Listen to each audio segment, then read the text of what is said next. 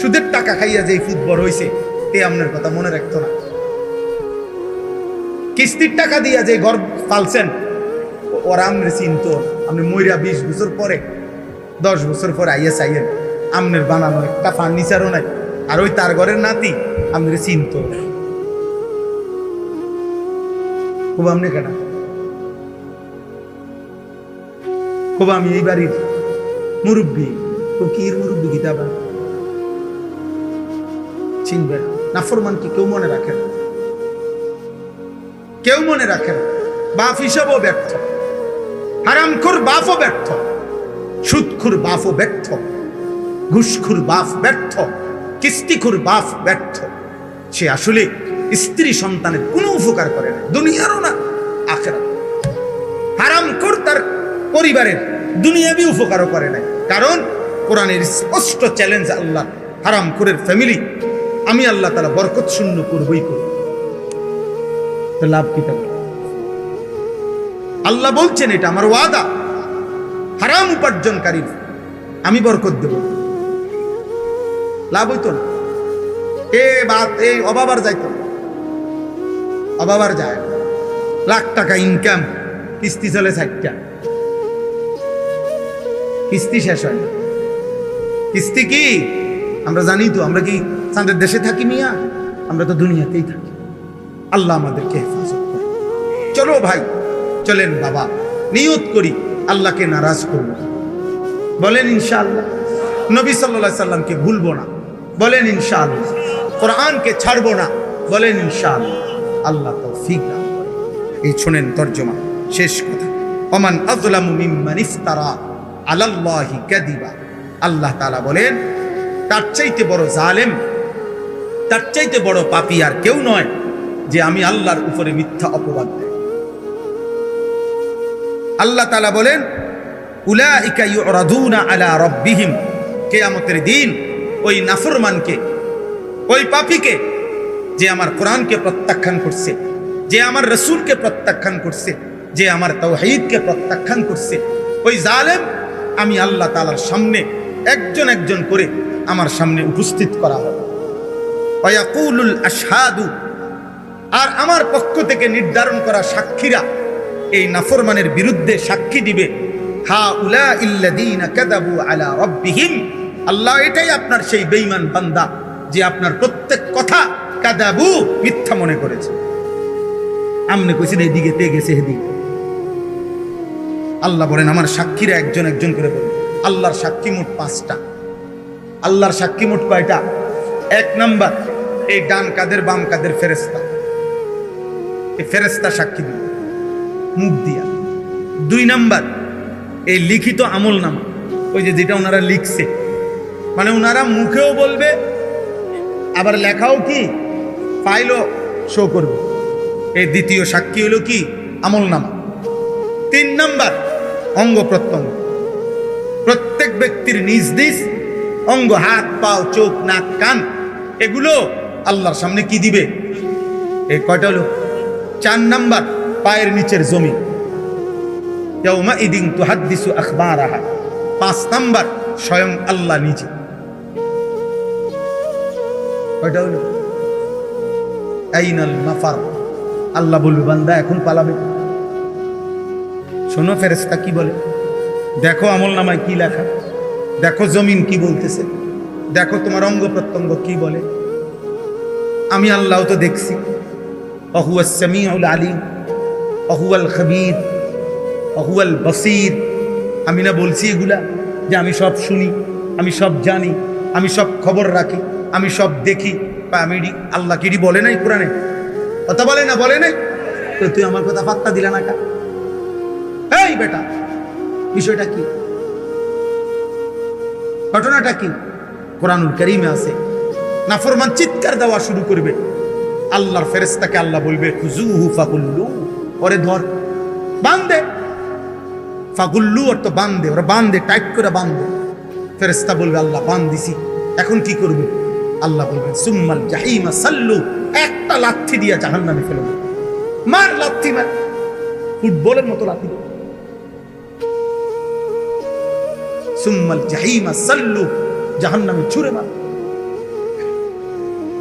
দে লাচ্ছি দে।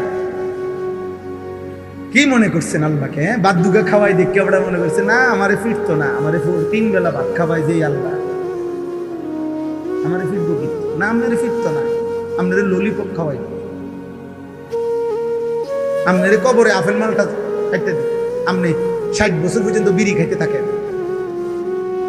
আপনি 70 বছরের বুড়া চাচা, আপনি বিড়ি খান, খান, অসুবিধা নাই,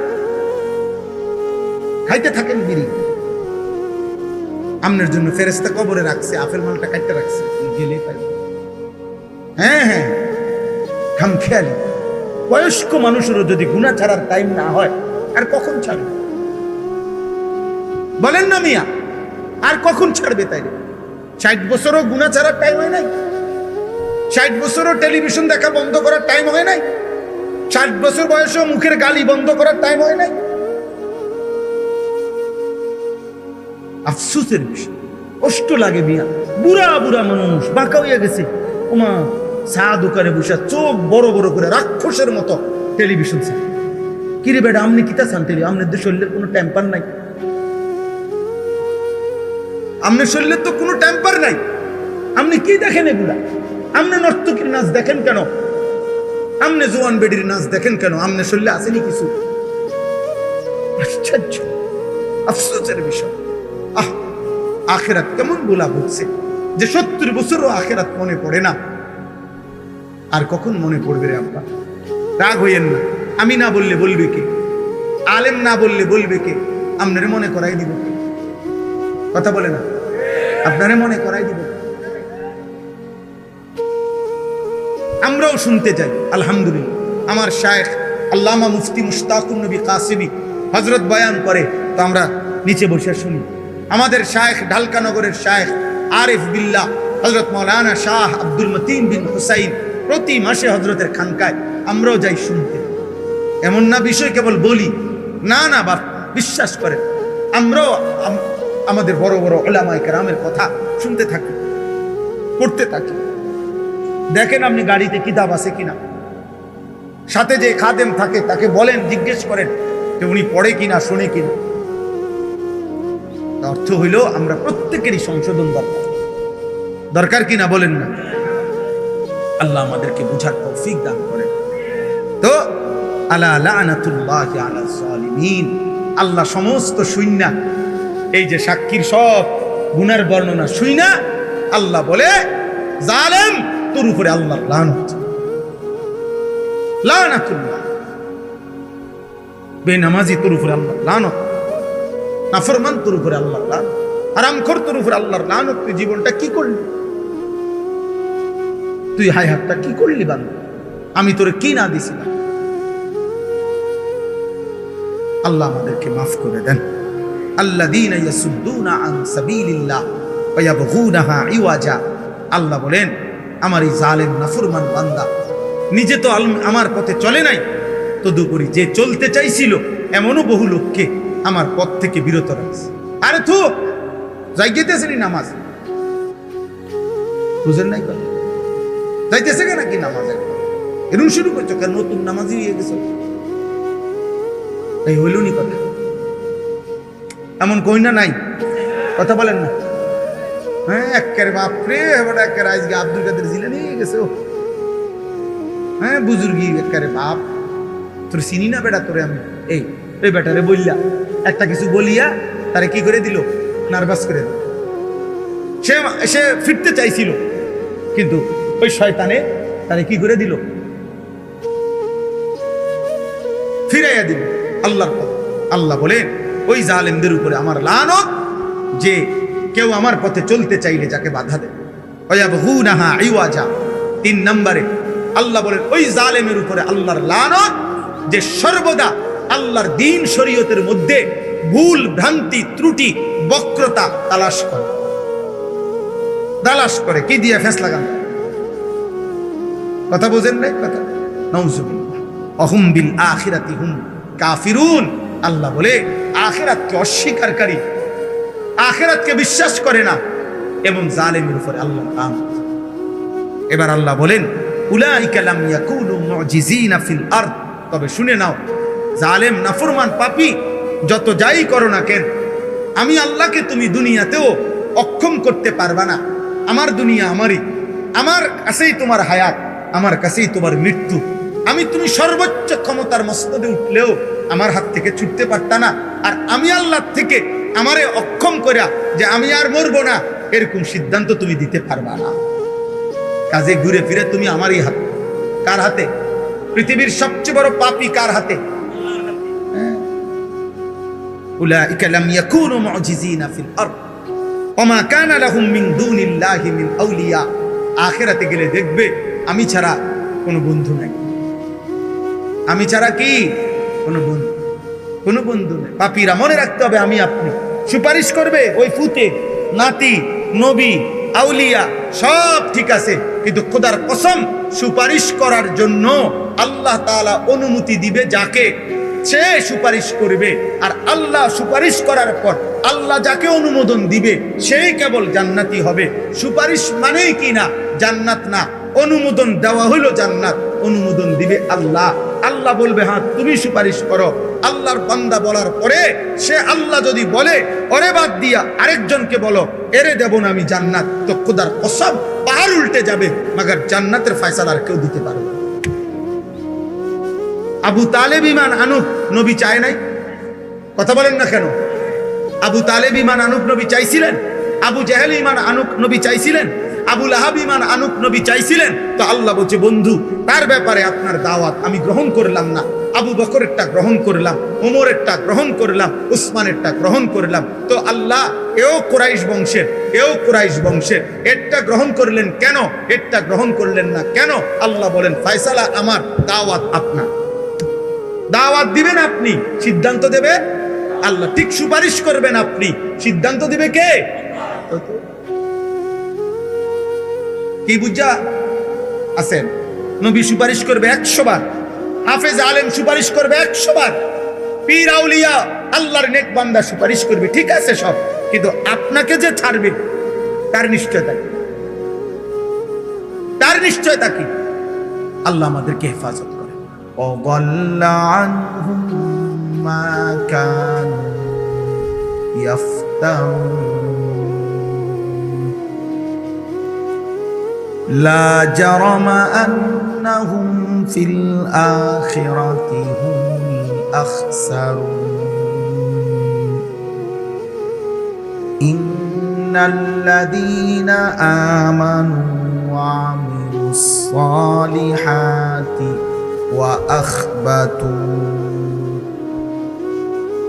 وأخبتوا إلى ربهم أولئك أصحاب الجنة هم فيها خالدون مثل الفريقين كالأعمى والأصم والبصير والسميع هل يستويان مثلا أفلا تذكرون صدق الله مولانا العظيم. قال نبينا صلى الله عليه وسلم إن الله يرفع بهذا الكتاب أقواما ويضع به آخرين اللهم صل على محمد وعلى آل محمد كما صليت على إبراهيم وعلى آل إبراهيم إنك حميد مجيد اللهم بارك على محمد وعلى آل محمد كما باركت على إبراهيم وعلى آل إبراهيم إنك حميد مجيد سبحانك لا علم لنا إلا ما علمتنا إنك أنت العليم الحكيم. الحمد لله. আল্লাহ পাক রব্বুল ইজ্জাত জুল জালাল ওয়াল ইকরামের ফজল কারাম, রব্বুল আলামিনের ইহসান মেহেরবানি দয়া, আল্লাহ তাআলা আমাদেরকে আজ 18 জুলাই 2026 রোজ শনিবার বিবাড়িয়া জেলা নবীনগর উপজেলাধীন ভোলাচং হাই স্কুল মাঠে আহলুস সুন্নাহ ওয়াল জামাআহ পাঠাগারের উদ্যোগে আজকের এই মোতাবাররাক পঞ্চম বার্ষিক ওয়াজ মাহফিলে আল্লাহ তাআলা আমাদেরকে আসবার বসবার আল্লাহর জন্যই জমা হওয়ার তৌফিক দান করেছেন। আলহামদুলিল্লাহ। ভাইয়া আপনি এই মোবাইলটা বন্ধ করে দেন। এই যে ভাই, আপনারে বলছি এটা বন্ধ করে দেন। আপনি এটা বন্ধ করে দেন ভাই, আপনারে বলছি আপনি এটা বন্ধ করেন, আপনার ভালো হবে ভাইয়া, আপনার কল্যাণের জন্য বলছি। আপনার কল্যাণ আমি বলছি, আপনি বলুন, যুক্তি দেখান কেন? আপনার জন্য আমি বললাম। আপনি আমার শ্রোতা না, এখন কথা বলেন না, আপনি আমার শ্রোতা কিনা এখন? ঠিক আছে, যান, ঠিক আছে, আপনি যান। ঠিক আছে ভাইয়া, মূলত আমরা কেন চাই, মূল প্রশ্ন হলো প্রত্যেক ব্যক্তি, হ্যাঁ মাশাআল্লাহ, চাচার সামনে এসে বসে,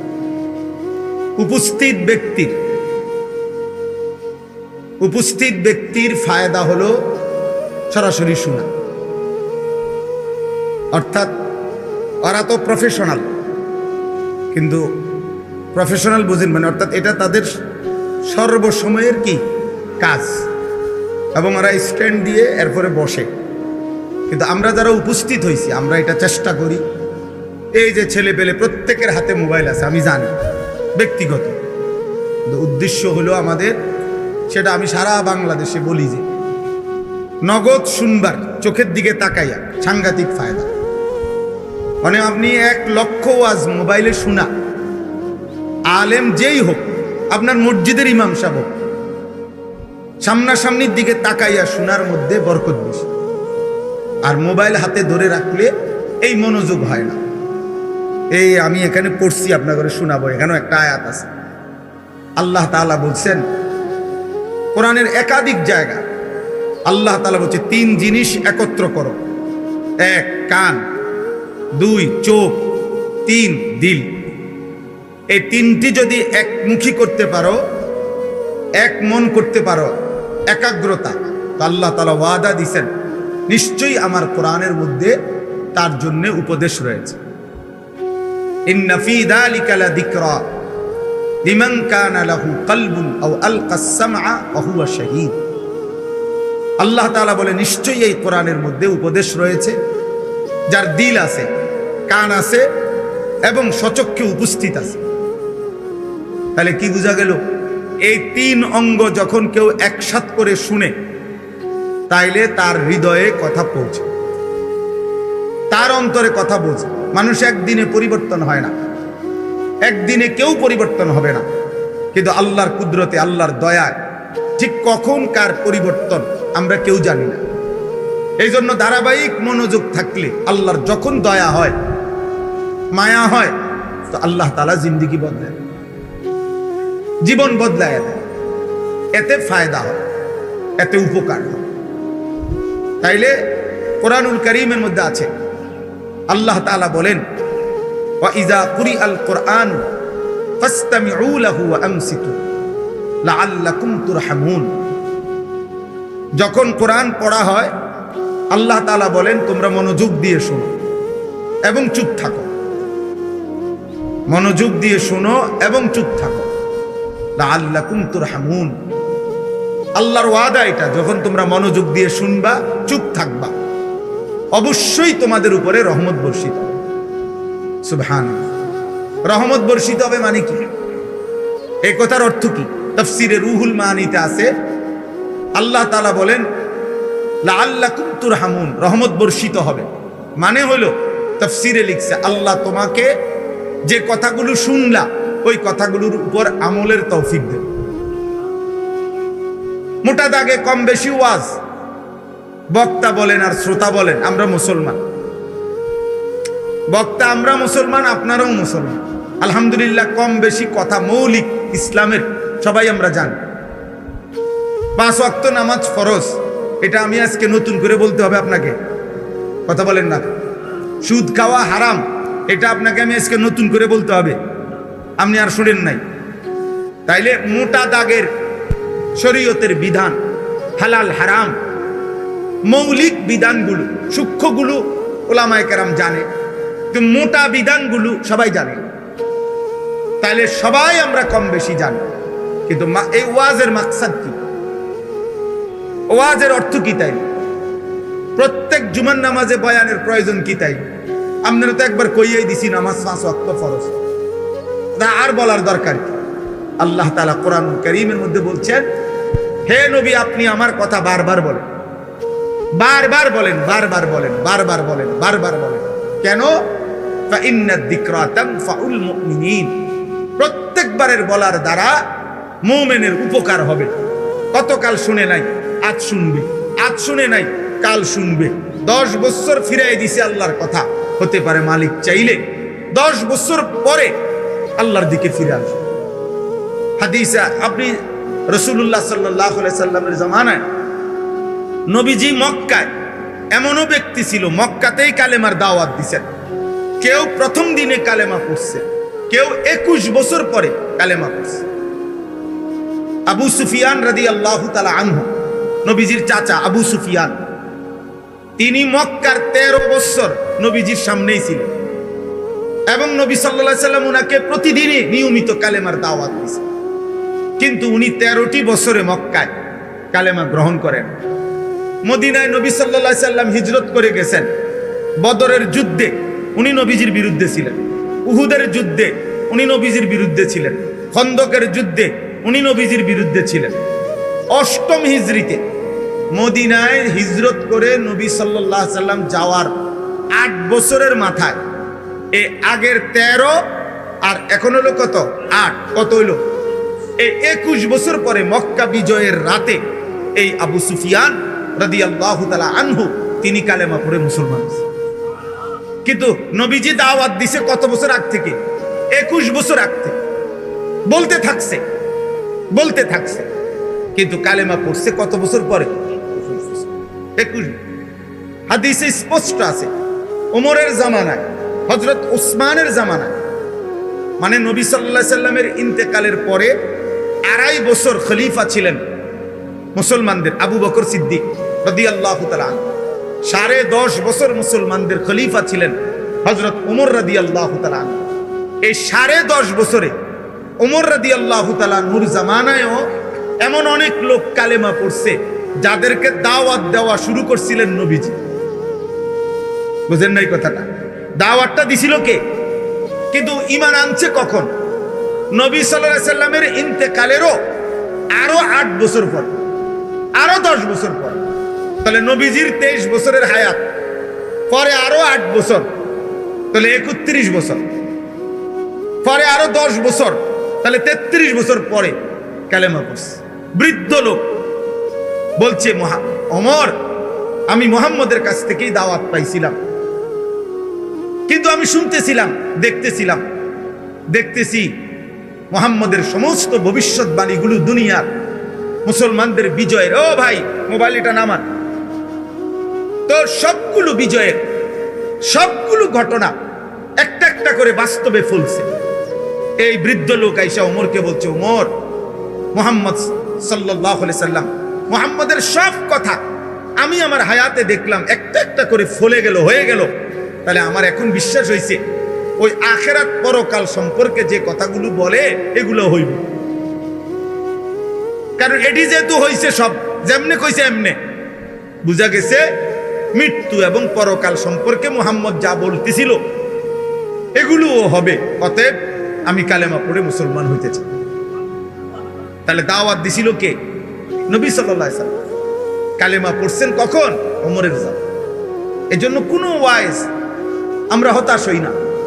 আমারও যদি আপনি এখন বলেন, আমি আজকে 22 বছর আলহামদুলিল্লাহ আল্লাহর দয়ায়, এই অল্প বেশি ওয়াজের বয়স 22 বছর, কারণ আমারে আপনি যদি বলেন আমি 22 বছরে কয়জন হেদায়েত হয়েছে, তো এটা নিয়ে আমার দায়িত্ব।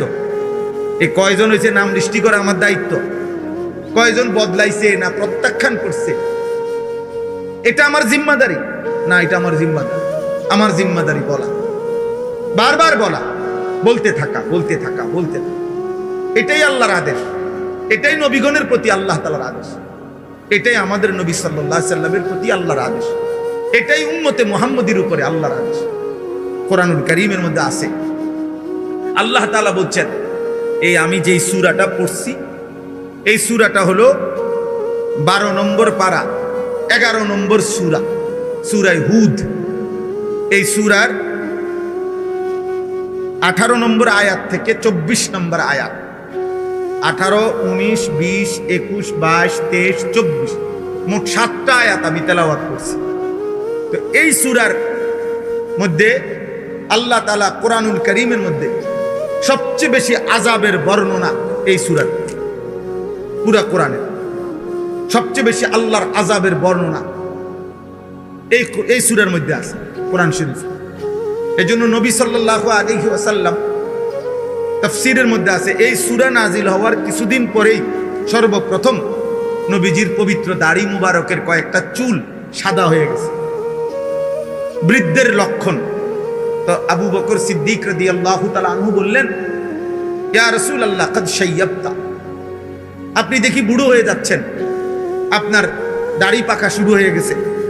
এই তখন হাদিসে আছে, তাফসীরে আছে, নবী সাল্লাল্লাহু আলাইহি ওয়াসাল্লাম বললেন, শাইয়াবাতনি হুদ, আবু বকর সূরা হুদ এই সূরাটা আমারে বুড়া বানায় ফেলছে। আমারে কি বানায় ফেলছে? বুড়া বানায় ফেলছে। মানে কি? মানে হলো আবু বকর এই সূরাতে আমার আল্লাহ আযাবের এমন বর্ণনা দিছে, এই বর্ণনা শোনার পর থেকে আমার কলিজার মধ্যে ভয় ঢুকে গেছে, আহা এই পাপগুলো যদি আমার উম্মত করে, আমার উম্মতের উপরে কি হবে? আমার উম্মতের পেরেশানি, আমার উম্মতের নাফরমানিতে আমার আল্লাহ যদি আযাব দেয়, আমার উম্মত তো ধ্বংস হয়ে যাবে। এই চিন্তা, টেনশনে, মানুষের অনেক সময় টেনশনে চুলদারি কি মানুষে কয় যে এই মাসখানিক হুজুরে ভাই এমন পেরেশানি ছিল, অর্ধেক চুল ফাইক্কা গেছে। কথা বুঝছেন কেন? আমার ওই দিন একজনে বলতেছে, হুজুর একটা বিল্ডিং করতে গিয়া চুল সব ফাঁকা ধরে গেছে। এই কয়দিন আগে বলতেছে দোয়া চাইছে, একটা বিল্ডিং এর কয় মিস্ত্রির লগে যুদ্ধ করতে করতে এমনি কইলে হেমনে, হেমনে কইলে এমনি, স্বাভাবিক কয় যে একের চুল ফাইক্কা গেছে। তাইলে আযাবের বর্ণনা শুনে উম্মতের পেরেশানিতে নবী সাল্লাল্লাহু আলাইহি সাল্লামের দাড়ি মোবারকের চুল পাকা শুরু হয়ে গেছে। তো এখানে একটা কথা আছে, এখানে মোট 5টি জাতি আল্লাহর আযাবে আল্লাহ ধ্বংস করে দিছে পূর্ববর্তী নবীদের আমলে। এই ঘটনাগুলো 5টা জাতির ঘটনা পর পর এই এক সূরাতে ধারাবাহিকভাবে আল্লাহ উল্লেখ করছে। 5টি জাতি, 5 জন নবীর কওম। 1 নূহ আলাইহিস সালাম, 2 হুদ আলাইহিস সালাম, 3 সালেহ আলাইহিস সালাম, 4 লূত আলাইহিস সালাম, 5 শুআয়ব আলাইহিস সালাম।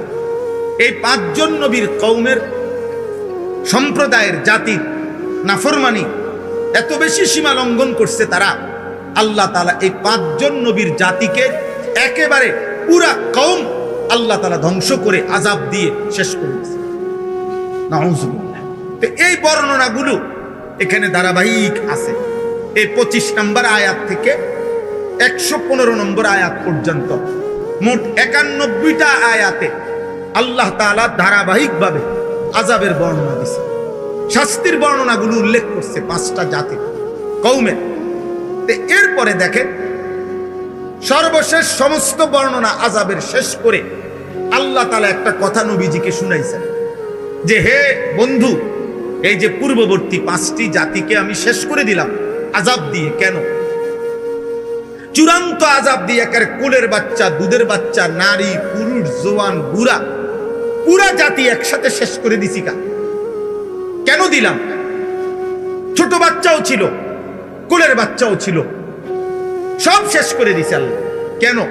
প্রশ্ন হলো কেন?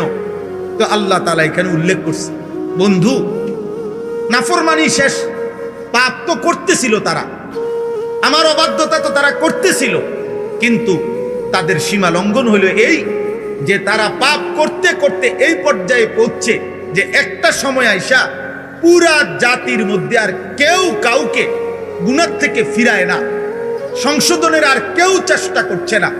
জওয়ান, বুড়া, নারী, পুরুষ প্রত্যেকেই নিজের জায়গায় গুনাহ আর উল্লাসের মধ্যে লিপ্ত। কেউ যে কাউকে ফিরাবে, বাপে পুতেরে বলে না, মা জিরে বলে না, দাদা নাতিরে বলে না, সমাজের মুরব্বীরা ছোট বাচ্চাদেরকে বলে না, অভিভাবক অধীনস্থকে বলে না। এই কথাই স্পষ্ট কোরআনে আল্লাহ উল্লেখ করছে। বন্ধু, যেদিন আমি দেখলাম যে সবাই পাপে ডুবে গেছে, কেউ আর আমি আল্লাহর কথা বলতেছে না, ফিরাইতে চাইতেছে না, কাউকে জাহান্নাম থেকে বাঁচাইতে চাইতেছে না, তো আমি আল্লাহর আযাব তখন পুরা জাতি ধ্বংস করে শেষ করে দিয়েছে। এখানে একটা কথা আছে, আল্লাহ তাআলা বলছে কোন জাতি, কোন সম্প্রদায় পাপ যতই করুক, যদি বন্ধু আপনার কাছে ওয়াদা দিলাম কিয়ামত পর্যন্ত নিজেদের মধ্যে যদি সংশোধনের চেষ্টা চালু রাখে, কম হোক, কিন্তু তাদের মধ্যে যদি ফিরাইবার চেষ্টা থাকে গুনাহ থেকে, নাফরমানি থেকে, আল্লাহর অবাধ্যতা থেকে, তাহলে আমি আল্লাহ ওয়াদা দিলাম পাপের পরিমাণ যতই হোক পুরা জাতি দুনিয়াতে আযাব দিয়ে ধ্বংস করব। কিসের ভিত্তিতে বলেন? একজন আরেকজনকে ফেরাইবার কি চেষ্টা, ইসলাহের ভিত্তিতে, সংশোধনের চেষ্টার ভিত্তিতে, সংশোধনের চেষ্টা, এটা অব্যাহত থাকা, ধারাবাহিক থাকা। এই জন্য ফিরবে না না ফিরবে এটা জানার বিষয় না, জানার বিষয় হলো ফেরানোর চেষ্টা আছে কি। কথা বুঝছেন? একটা ফ্যামিলির বয়স্ক লোকটা বাইচা আছে, কিন্তু উনার ঘরের ফ্যামিলি 8 জন, উনি দেখতেছে একজনও ফজরের নামাজ পড়ে না। আপনি এটা কিভাবে মেনে নিচ্ছেন? আপনি এটা কেন মেনে নিলেন? যে হুজুর বলছি, আজ যে বহুদিন বলছি, শুনে না, তো শুনে না বলার পরে আপনি থেমে গেলেন, আর বলতেছেন না, এই অনুমতি আপনারা কে দিল যে আর কইতে হবে না? বুঝেন নাই কথাটা? হযরতে নূহ আলাইহিস সালাম 950 বছর কালেমার দাওয়াত দেওয়ার পরেও, 950 বছর কি মামুলি কথা? 950 বছর একটানা একটি মানুষ, একজন নবী এভাবে দিবা নিশি মানুষকে বলার পরেও যেদিন নৌকা ছাইরা দেয়, কোরআন শরীফে এই সূরাতে আছে, ওয়াফারাত তান্নুর, উনি দেখতেছে দূরে পানি উঠে গেছে, তুফান শুরু হয়ে গেছে, বন্যার শুরু হয়ে গেছে, নাফরমান ডুবা শুরু হয়ে গেছে, এরপরেও শেষ মিনিট পর্যন্ত ওনার ছেলে কেনান, এই কাফের ছেলেটাকে জাহান্নাম থেকে বাঁচাইবার জন্য ঈমানের দাওয়াত দিতেই থাকছে। আল্লাহ কোরআনে বলেন, ওয়াহালা বাইনাহুমাল মাউজ ফাকানা মিনাল মুগরাকিন। নূহ তার কালেমার দাওয়াত দিচ্ছিল, এই অবস্থায় চূড়ান্ত লাস্ট মুহূর্তে ছেলেটার পিঠে একটা ঢেউ আইসা ধাক্কা দিল, আর ছেলেটা ডুবে গেল। কিন্তু ওই পর্যন্ত তিনি আল্লাহর দিকে দাওয়াত দিয়েছেন। তাইলে মৃত্যুর মুহূর্ত পর্যন্ত, শেষ নিঃশ্বাস পর্যন্ত আল্লাহর দিকে ডাকা বন্ধ করছে? কথা বলেন না কেন? কিন্তু ছেলেটা শেষ পর্যন্ত ঈমান আনছে। তাইলে নূহ নবী শেষ পর্যন্ত বলছে, কথা বলেন না? ছেলেটা শেষ পর্যন্ত ঈমান আনছে। তাহলে শেষ পর্যন্ত ঈমান না আনুক, আপনার মৃত্যুর দিন পর্যন্ত আপনার ছেলে নামাজ না পড়ুক, আপনার স্ত্রী বেপরদা চলুক, কিন্তু দেখার বিষয় আপনি বলছেন, আপনি বলা বন্ধ করতে পারতেন না। আপনার বলা বন্ধ করার কি নাই? অনুমতি। ওমা কানা রাব্বুকা লিয়ুহলিকাল কুরা বিযুলমিন ওয়া হুম মুসলিহুন। আল্লাহ বলেন, যদি তোমাদের সম্প্রদায়ের মধ্যে ইসলাহের চেষ্টা থাকে, একজন আরেকজনকে ফিরাইবার চেষ্টা যদি করতে থাকো তোমরা, তো আমি আল্লাহ ওয়াদা দিলাম পাপের পরিমাণ যতই হোক আমি পুরা জাতি একসাথে শেষ করব। এটা আল্লাহর ওয়াদা, এটা আল্লাহর ওয়াদা। 950 বছর পড়ার পরেও উনি থামে না। আচ্ছা, আপনারা বলেন, আমাদের প্রিয় নবী সাল্লাল্লাহু আলাইহি সাল্লামের চাচা আবু তালেব 38 বছর নবীজির পাশে ছিল, নবীজির সেবা করছে, নবী সাল্লাল্লাহু আলাইহি সাল্লামকে আগলাইয়া রাখছে আবু তালেব মোট 38 বছর। কত বছর? 12 বছর বয়সে নবী সাল্লাল্লাহু আলাইহি সাল্লামের দাদা যখন ইন্তেকাল করে, এই 12 বছর বয়সে দাদা আব্দুল মুত্তালিব নবী সাল্লাল্লাহু আলাইহি সাল্লামকে আবু তালেবের হাতে তুলে দিয়ে গেছে, ছেলের কাছে ভাতিজাকে দিয়ে গেছে, বলছে আমার নাতি নবী সাল্লাল্লাহু আলাইহি সাল্লামের আব্বা জান তো ইন্তেকালই করছে, তো এই আবু তালেব দিয়ে গেছে দাদা আবু তালেবের হাতে। আর আমাদের নবী সাল্লাল্লাহু আলাইহি সাল্লামের বয়স যখন 50 বরাবর, তখন আবু তালেব ইন্তেকাল করছে। তাহলে 12 বছর থেকে 50 বছর, এই কয় বছর হয়? 38 বছর। 12 থেকে 50 হলো কত? 38 বছর। আচ্ছা, এই 38 বছরের মধ্যে নবীজি যে কালেমার দাওয়াত দিছে, এই সময় সীমা হলো 10 বছর। কারণ নবীজির বয়স হলো 50, তখন মারা গেছে আবু তালেব। তাইলে নবীজিকে ইসলামের দাওয়াত অবস্থায় পাইছে কয় বছর? কেমনে বুঝলেন? ওই 40 থেকে কত? 50। কারণ তিনি দাওয়াত দেওয়া শুরু করছে মানুষকে কত বছর বয়সে? 40 বছরে। তাইলে আবু তালেবকে নবীজি কালেমার দাওয়াত দিছে 10 বছর। কত বছর? একটানা 10টি বছর বলার পরেও বুখারী শরীফের রওয়ায়াত একেবারে স্পষ্ট, লাম্মা হাদারাতিল ওয়াফাত, আবু তালেবের যখন মৃত্যুর মুখে, মুমূর্ষ, শেষ নিঃশ্বাস যাবে, এই সেকেন্ড পর্যন্ত খোদার কসম আল্লাহর নবী সাল্লাল্লাহু আলাইহি সাল্লাম উনাকে কালেমার দাওয়াত দিয়েছে। কুল লা ইলাহা ইল্লাল্লাহ কালিমাতান আশহাদু লাকা বিহা ইনদাল্লাহ। বলছে চাচা শেষবারের মতো বলতেছি, একটা বার শুধু আপনি লা ইলাহা ইল্লাল্লাহর কালেমাটা একটা বার পড়েন চাচা, একবার জলদি বলেন, আমি এই একবারের বলা আপনার ইমানের কালেমা দিয়ে আখিরাতে আল্লাহর সামনে হাসরের ময়দানে আমি আপনার পক্ষে সাক্ষ্য দেব যে আমার চাচা ঈমান আনছে। কিন্তু আবু তালেব, হাদিসে আছে, ফালাম ইয়াজাল রাসূলুল্লাহ সাল্লাল্লাহু আলাইহি ওয়াসাল্লাম, নবীজি বারবার বলতেছিলেন ওয়া ইউঈদুহুম তিলকাল মাকালা। আর পাশে দুইজন কাফের, একজন আবু জাহল, আরেকজন হলো উমাইয়া ইবনে খালফ, এই দুই বেঈমান পাশে বৈশা বারবার বলতেছিল, আবু তালেব কালেমা বলিস না, তুই আমাদের সাথে আজীবনের সঙ্গী, তুই বলিস না, তুই আমাদের বংশে বেইজ্জতি করিস না। এইভাবে একদিকে এই দুই বেঈমান নিষেধ করতেছে, এদিকে নবী সাল্লাল্লাহু আলাইহি সাল্লাম শেষ নিঃশ্বাস পর্যন্ত বলছে। এখন আমায় আপনি এখানে বলেন, আপনারাই বলেন, আবু তালেব কালেমা পড়ছে? নবী সাল্লাল্লাহু আলাইহি সাল্লাম শেষ মুহূর্ত পর্যন্ত বলছে? আবু তালেব শেষ মুহূর্ত পর্যন্ত গ্রহণ করছে? এই কথা। তাহলে আপনার থামার অনুমতি কেমন? বলেন, বুঝেন নাই আমার কথাটা? আমনে হুজুর আমার বউরে আমি পর্দা করতে মনে 2 বছর কইছি, মনে 5 বছর কইছি। আচ্ছা বুঝলাম 5 বছর বলছেন, কিন্তু এরপরে থেমে গেলেন আর কইতেছেন না, এটার অনুমতি দিল কি? আমার ফোলাডারে হুজুর আমি মনে 50,000 বার বলছি নামাজ পড়তে, হুজুর পড়ে না। আচ্ছা ধরে নিলাম 50,000 বারই বলছেন, কিন্তু 50,000 বারের পরে আর বলতে হবে না, এই ফয়সালা নিলেন কেন? বুঝেন নাই কথাটা?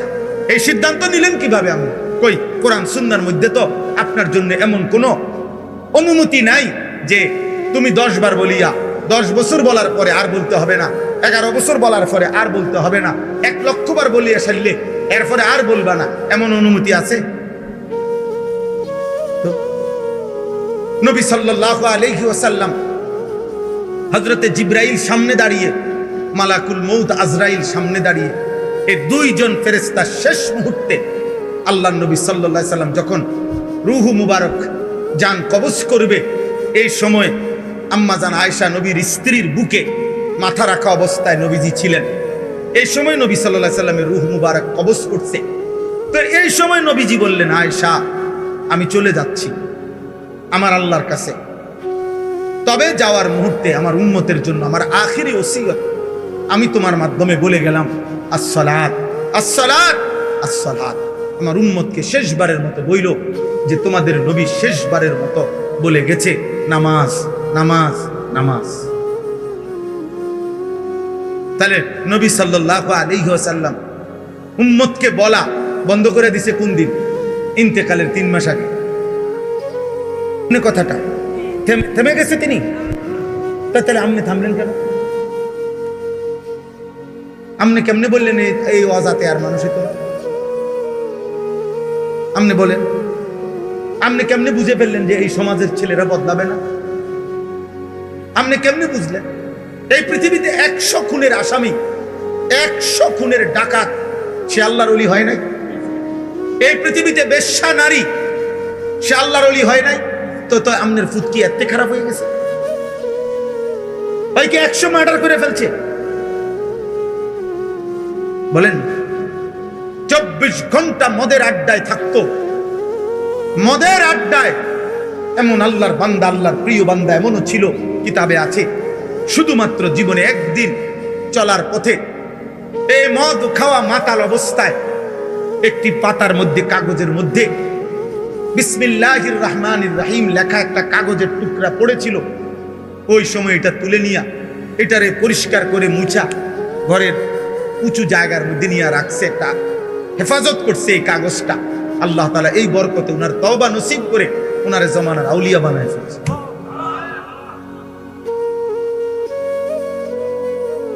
হ্যাঁ, হযরত মুহাম্মদ ইবনে মাসলামা আল কানাবী আমরা কিতাবে পড়ছি, হাদিসের জগতে শ্রেষ্ঠ একজন মুহাদ্দিস। হাদিসের জগতে বাজারের মধ্যে মাস্তানি করতেন। একবার জীবনে একজন আলেম ওই বিদ্রুপ করে উনি ওরে জিগাইছে, ওই মাস্তান মিয়া, যে এই হুজুর কিতা জানেন সাই কোন সাই একটা নবীর হাদিস কোন সাই কিতা জানেন? মানুষের দুষ্টামি করছে, আরে সাই লম্বা লম্বা কথা কয়, হুজুর জানেন কিতা কোন? ওই হুজুর তখন ইমাম শাবি শুবা ইবনুল হাজ্জাজ ওনার নাম, ওই আলেমের নাম, ওই মুহাদ্দিস, ওই আলেম 1 সেকেন্ডের জন্য আল্লাহর কাছে অন্তরে অন্তরে দোয়া করছে, আল্লাহ দুষ্টামি করে হোক, ফাতরামি করে হোক, তোমার বান্দা তোমার বন্ধুর হাদিস শুনতে চাইছে, আমি বলি আপনি বরকত দিয়ে না। এই কথা বলিয়া বলছে, বাবা শোনো, নবীজির একটা হাদিস, ইজা লাম তাস্তাহি ফাসনা মা শিতা। নবী বলছে, যখন তোমার লজ্জা নাই, শরম নাই, হায়া নাই, যাও না ফরমান, যা মন চায় তাই। কারণ যার লজ্জা নাই তার কিছুই নেই, যার হায়া নাই তার কিছুই নাই। এই কথা বলে উনি চলে গেছে। ওই হুজুর, এই যুবক আমরা কিতাবে পড়ছি, ওনার সাঙ্গপাঙ্গ নিয়া এই সময় এখানেই বসে গেছে। বসে যাওয়ার পরে ওনার সাথের ছেলেরা বলতেছে, উস্তাদ উঠতেন না? হয়তো মাস্তান উঠতেন না? চলেন আড্ডা আগের জায়গায়, জুয়ার আড্ডা, মদের আড্ডা।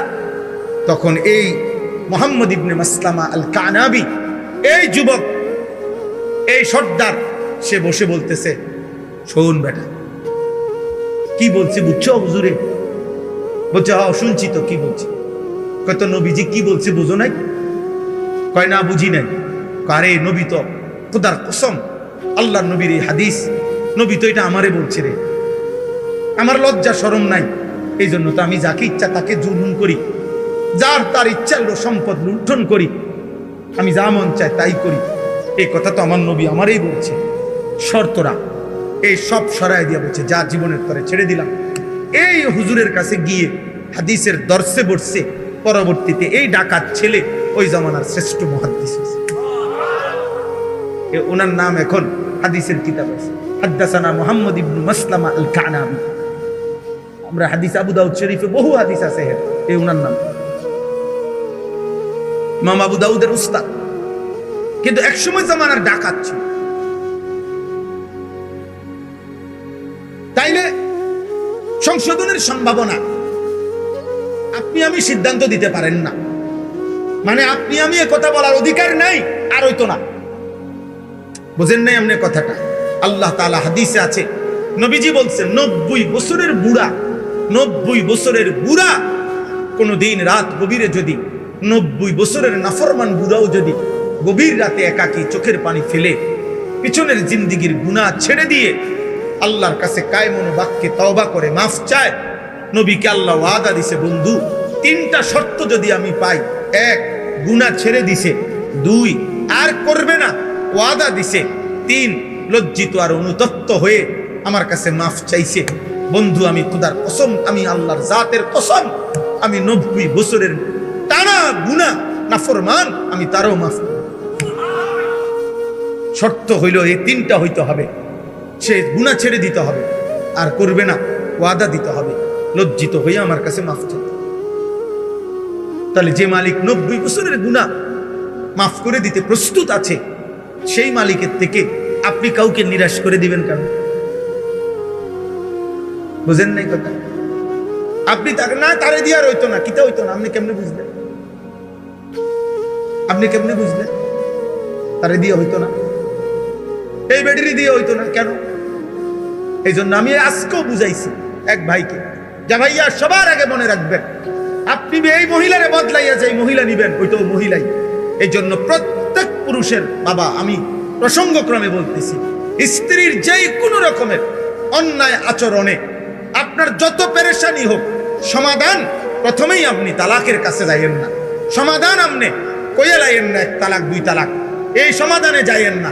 আপনি সংশোধনের যত চেষ্টা কোরআনে আছে, রসুলের হাদিসে আছে, উলামায়ে কেরামের কিতাবে আছে, আপনি আবার বুঝেন, আবার বুঝেন, আবার বুঝেন, আলেমে দিন থেকে বুঝতে চেষ্টা করেন, বুঝতে চেষ্টা করেন। কিন্তু আগে কেউ বুঝতে চায় না, সবাই বুঝতে আসে দিয়ে সেরা। বুঝেন না আপনি কথাটা? 3 তালাক না 30টা দিয়া, এক লগে কতক্ষণ তালাক দিয়া, এরপরে আইয়ে বুঝতে। এখন কি করা হতো? এখন কি করা? এখন বয়ে বয়ে বন খাইবেন, বুঝেন? অন চা দিয়ে ভিজাইয়া বন খাইবেন। তালাক তো দিছে নি, সারছে তো, আর কি? মাথা ঠিক ছিল না, এত বড় মিথ্যাবাদী, মাথা ঠিক ছিল না। মানুষের পাগল যারা, পাবনা যারা পাগল, যার মাথা ঠিক নাই, তে বুঝি হেনে বয়ে বয়ে 1 তালাক 2 তালাক কর। তো তাহলে মাথা ঠিক ছিল না কিটা? বলে এটা কোনো যুক্তি হইল? আপনি বুঝেন নাই এটা? আপনি বুঝেন না মহিলারে 1 তালাক 2 তালাক 3 তালাক বললে মহিলার তালাক হয়? আপনি এটা জানেন না, বুঝি না জানলে আপনি এটা কইছেন কেমনে? বুঝেন না আপনি কথাটা? এটা মিথ্যা কথা না? আপনি বলে হে বেটা বলে মাথা ঠিক আছে। কি মাথা ঠিক আছে? মাথা আগের চাইতে বেশি ঠিক আছে। এই জন্যই তো তুমি এটা বলছো। এটা বলেই তো তুমি বুঝো যে এটা দিয়ে বেডির সাথে বিচ্ছিন্ন হইতে হয়, নাহলে এটা বললা কেন? এই জন্য আমি উদাহরণ দিলাম। হ্যাঁ, অপরাধ আছে চলার পথে, নারী পুরুষের, স্বামী স্ত্রীর কারো না কারো পক্ষের বাড়াবাড়ি হইতেই পারে, কিন্তু সমাধানে কেন প্রথমে? কত আমি এই সেদিনও কিছুদিন আগে, আহা এটা বলাও তো লজ্জার বিষয়, সেই ছেলে বলতেছে কাইন্দা আমারে জড়ায় ধরে, হুজুর আমি নিজ কানে শুনছি, হুজুর আমার মা, আমার আব্বা আমার মারে তালাক দিছে, কাজ্জা করে ঝগড়া করে, কিন্তু এখন মা বাবা নিজের আবার আগের মতোই থাকতেছে, কেউ রে বলেও না, হেরা হেরা আবার মিল্লা গেছে। কিন্তু হুজুর আমি তো জানি, আমি নিজ কানে শুনছি, আমি তো জানি এটা হারাম। তাহলে আমনে এই সমাজ বানলো না, কিন্তু আসমানওয়ালা কথা বলেন না, আল্লাহ জানে না? আল্লাহকে ফাঁকি দিবেন কেন? আখিরাত বরবাদ করে ফেললেন কেন? বলার আগে ভাবলেন না কেন? ইসলামের মধ্যে একাধিক পন্থা আছে, অসংখ্য ব্যবস্থাপনা কোরআনুল কারীমের মধ্যে আছে। সূরা নিসা পুরাটা কোরআনুল কারীমে মহিলাদের সংক্রান্ত একটা পূর্ণাঙ্গ সূরা আছে, সূরা নিসা। এই নিসা শব্দের অর্থই নারীগণ। কোরআন শরীফে পুরুষগণ এই নামে কোনো সূরা নাই, কিন্তু নারীর নামে সূরা আছে। পুরুষের নামে কোনো সূরা নাই, মানে পুরুষগণ এই কথা নামে নাই, কিন্তু নারীগণ বহু বচন এই নামে সূরা আছে। এই সূরার মধ্যে আল্লাহ তাআলা একাধিক ব্যবস্থাপনা, স্বামী স্ত্রীর দ্বন্দ্ব হইলে, ঝগড়াঝাটি হইলে কি করা উচিত এর ব্যাপারে অসংখ্য দিক নির্দেশনা আল্লাহ তাআলা উল্লেখ করছে। আপনি তো দিনই মানেন না, আপনি তো মনে করছেন বন, বিড়ি, সিগারেট, চা দোকান আর উপার্জন, বাজার করবো আমি, দোয়ানদারি করবো আমি, পয়সা কামামু আমি, আর তুই বেড়ি আমার কথা মতোই চলতে হবে, আমি যেটা কই দেয় না না, তারও আপনি ছাড় দেন, সেও আপনাকে ছাড় দিবে, দুইজনে মিলে মিশে আপনি আরো একাধিক ব্যবস্থাপনা কি হতে পারে এটা চেষ্টা করেন। একাধিক আপনি তো এর বদলাই আছে, বেডিরে বিয়ে করবেন, এটা তো বেডিয়ে, ওটা প্লাস্টিক না তো, কথা বোঝেন নাই আপনি? আরেকজন যে বিয়ে করবেন সেটা মহিলা না, কথা বলে না, ওইটা মহিলা কিনা, তো এই আচরণ যে ওই মহিলার মধ্যে হবে না, অথবা তার মধ্যে আরো বেশি পরিমাণে হবে, আপনি তখন কি করবেন? আপনি কয়টা বদলাইবেন? কয়জন বদলাইবেন বলেন? মানে এটা বললে কইবেন যে হুজুরে মহিলা করলে পক্ষে বেশি কইছে। না না, বেশি বলা উদ্দেশ্য আমি বুঝাইতে চাচ্ছি, আমরা বুঝাইতে চাচ্ছি যে সংশোধনের চেষ্টা, সংশোধনের কি চেষ্টা, এটা ইসলামী শরীয়তের আল্লাহর বিধান, আল্লাহর বিধান, আল্লাহর বিধান, আল্লাহর বিধান। কোন মুসলিম বাবা মার প্রথম দায়িত্ব খোদার কসম সন্তান পরিবারের ঈমান আমল। আপনাদেরকে ঘটনা শোনাই কিতাবে, আমার কাছে আরবি কিতাব আছে। হযরত ওমর রাদিয়াল্লাহু তাআলা নূর জামানায়, ওমর রাদিয়াল্লাহু তাআলা নূর যখন খলিফা, তো এক বাবা ওমর রাদিয়াল্লাহু তাআলা নূর কাছে আইসা বলছে, আমার সন্তান আমার খেদমত করে না, আমার হক আদায় করে না, আপনার কাছে বিচার চাচ্ছি। ওমর রাদিয়াল্লাহু তাআলা নূর ওনার ছেলেকে ডাকছেন, ডাইকা বলছেন, তুমি তোমার বাবার হক আদায় করছো না কেন? বাবারে কষ্ট দিচ্ছ কেন? উত্তর দাও। তখন ছেলে, হাদিসে আছে, ওই ছেলেটা ওমর রাদিয়াল্লাহু তাআলা আনহুকে প্রশ্ন করছে, আমিরুল মুমিনিন, আপনি আপনি বলেন, আমার বাপে আমার কাছে যেমন, আমার উপরে যেমন হক আছে, আমার কোনো হক আমার বাপের উপরে ছিল কিনা, আমার কোনো প্রাপ্য আসেনি আমার বাপের নিকট, সেটা কি বলেন? হাদিসে স্পষ্ট আছে। হযরত ওমর বলছে, হ্যাঁ, তুমি আর তোমারও 3টা হক আছে তোমার বাবার নিকটে, তোমার বাবার যেরকম হক আছে তোমার নিকটে, তোমারও 3টা হক আছে তোমার বাবার নিকটে। তো ওই ছেলেটা বলল, সেগুলা কি বলে? 1 নম্বরে ওমর রাদিয়াল্লাহু তাআলা বললেন, আইয়ান তাকিয়া উম্মাহু, তোমার বাবার প্রথম দায়িত্ব হলো একজন পুরুষ হিসাবে, একজন প্রথম ভবিষ্যতে সন্তান হবে বিবাহের মাধ্যমে, এই জন্য একজন পুরুষের প্রথম দায়িত্ব একজন পবিত্র, নেককার, চরিত্রবান স্ত্রী নির্বাচন করা, তালাশ করা, এটা প্রথম হক। যে ব্যক্তির স্ত্রী অসৎ চরিত্রহীন, বেপর্দা, বেহায়া নারী যে বিবাহ করছে, তুমি যদি সন্তান হয় তোমার, তো খোদার কসম তুমি তোমার সন্তানের হক নষ্ট করবে। তুমি একটি বেহায়া নারীকে তার মা বানাইবে, যার সাথে তুমি বিবাহ বহির্ভূত হয়তো 5 বছর প্রেম করছো, হারাম সম্পর্ক করছো, এই নারী চরিত্রবান না, এই নারী চরিত্রবান না। এ তোমার জীবনও বরবাদ করবে, তোমার আগত সন্তানের জিন্দেগিও বরবাদ। রাস্তার ভালোবাসা আর চটপুটির ভালোবাসা আর সংসারের ভালোবাসা এক কথা না। চটপুটির দোয়ানের ভালোবাসা আর পার্ক আর রেস্তোরাঁ আর মোবাইল আর ফেসবুকের ভালোবাসা, রাত্র গভীরের ইউটিউবের ভালোবাসা, নর্তকীর ভালোবাসা আর বাস্তবতার সংসারের ভালোবাসা এক।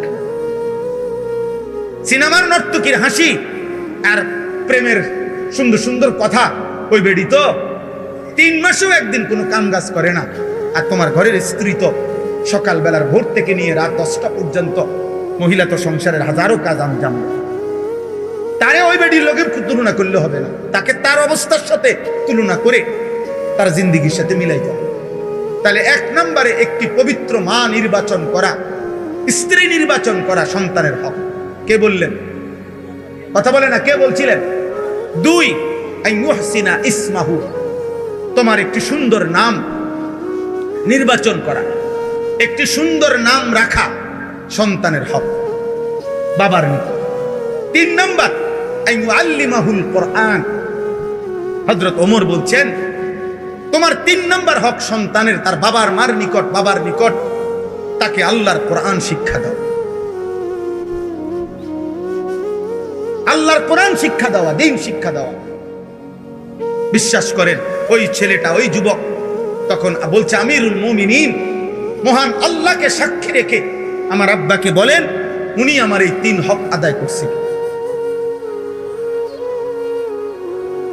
উনি বলেন, আমি সব জানি আমিরুল মুমিনিন, আমার মা কেমন ছিল ওনারে বলতে বলেন,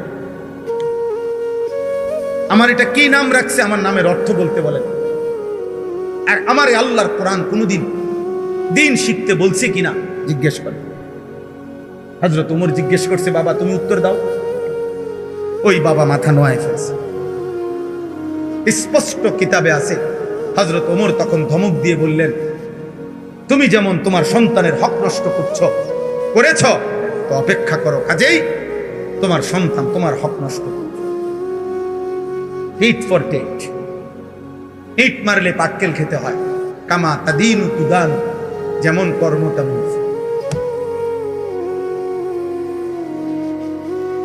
এটা জরুরি। আমি তো এই জন্য ছেলেদেরকে সবসময় বলি, আব্বা তোমার আজকের এই মোবাইল, আজকের এই নারীর আসক্তি, আজকে তোমরা যারা নওজোয়ান ছেলে দিবানিশি মোবাইল চালাও, নারী দেখো, ছবি দেখো, অশ্লীল দৃশ্য দেখো, নামাজ নাই, সেজদা নাই, পাক নাফাক নাই, পবিত্রতার ধার ধারণা। আব্বা মনে রাখো, একটা ছেলে, এখানে তো তুমি শেষ না, তুমি তো শেষ না। এখনো না তুমি ব্যাচেলার, এখনো না তুমি অবিবাহিত।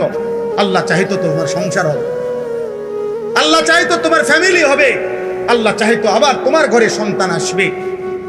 সেদিন তুমি আমার 14 বছরের ছেলে মাদ্রাসায় পড়ে, ঢাকা সাইনবোর্ড জামিয়া আশরাফিয়া মাদ্রাসায়। তো এ বছরের শুরুতে রমজানের সময় ওই আমারে বলছিল, আব্বু নাহাফিমির জামাত, আমার ছেলে এখন যেই জামাতে পড়ে, আব্বু আমি একটা কিতাব আছে গুলিস্তা ফার্সিতে, এইটা কঠিন, আমি এটা পারতাম না, আমি এটা পারি না, বুঝি না, আমি এটা দেখছি একটু।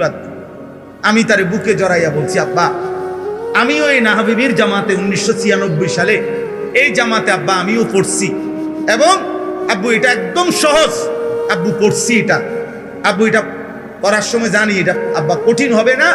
আর আমি এই জামাতে 1996 সালে বাংলাদেশ কওমি মাদ্রাসা শিক্ষা বোর্ডে বেফাকে সারা বাংলাদেশে সেকেন্ড হয়েছি, 2 নাম্বার স্ট্যান্ড করেছি, তুই পারবি আব্বা।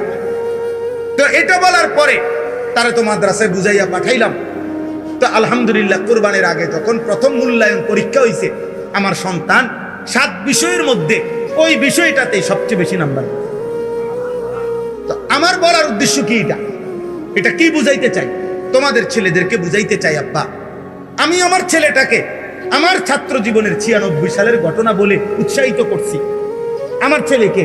এখন তোমরা যে সমস্ত ছেলে এখানে আসো, যে কয়জনে আসো, প্রিয় ভাই একজন হইল ভাইব, যে মনে করো আল্লাহ হায়াত দিলে আগামী 20 বছরের মাথায়, আগামী 25 বছর পরে তোমার সন্তান যখন 14 বছর হবে, 12 বছর হবে, 10 বছরে তোমার সন্তান হবে, তুমি তারে কি বলবা, নিজের গল্প কি বলবা, নিজের কাহিনী কি বলবা? তুমি নিশ্চয়ই এটাই বলবা যে বাবা আমি তোর সেই বাপ, 16 বছর বয়সে আমি বাপ, তোর সেই বাপ, আমি যখন 16 বছর বয়সী ছিলাম সারা রাত মোবাইলে উলঙ্গ ছবি দেখতাম, নর্তকীর নাচ দেখতাম। আমি তোর সেই নাফরমান বাপ যে কোনোদিন 5 ওয়াক্ত নামাজ পড়ি নাই, যে 365 দিনে কোনোদিন ফজরের নামাজ পড়ি নাই। আমি তোর সেই নিকৃষ্ট বাপ, তুই আমার সন্তান, নাই তো তুই কি বলবি নাফরমান পর? বলো আব্বা, একটা ছেলে বলো, একটা বেনামাজি নাফরমান চরিত্রহীন যুবক নারী দেখে, ছবি দেখে, মদের আড্ডা, জুয়ার আড্ডা, নারীর আড্ডা, অসৎ বন্ধুদের আড্ডা, এখানেই শেষ। তুমি সামনে আগাইতা না, তুমি সামনে আগাইতা না?